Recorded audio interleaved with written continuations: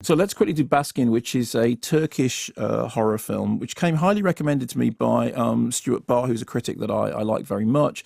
Story is, it begins with a childhood trauma, a sort of vision of childhood trauma. We then move to a story of Ricky Cop, who's out on patrol, gets a message that there's an operation going on that needs assistance. He and his group of fellow policemen head off in search of the operation, but it then develops a sort of weird dream logic. They go on a road to this place called In Charge. They're heading for it, but they drive and they drive and they drive and they don't seem to be getting anywhere.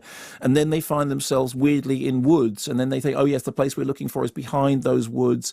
And they go through the woods, and then it sort of becomes a bit Blair Witchy. Now, the interesting thing about the film is it started very, very well. It's got a kind of, very sort of evocative music, Angel Heart sort of soundtrack, gliding camera work, bold visuals, and lots of atmospheric portents. There's a frog in a soap dish, which seems to be very odd and creepy. There's a song in which somebody sings about, if I can't, if I can't have the one I want, death should come and claim her. And then they go to this area which they know has got all these sort of haunted stories about it, and it looks like it's got a kind of weird, real sort of proper fairy tale oddness. I have to say that I think it then fails to live up to the promise of that, as it moves much more into Grand Guignol and into what looks to me like a movie trying too hard to sort of substitute shock and to be outrageous for actual substance. The film has its roots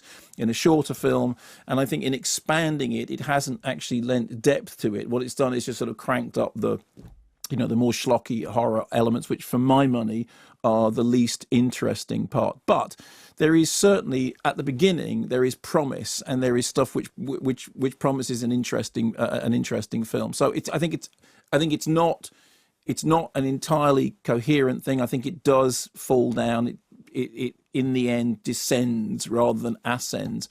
But there is stuff in the first two movements of it which I found impressive and creepy, particularly, as I say, the dream logic thing, which is something which is quite hard to get right on film, but when people do, very interesting.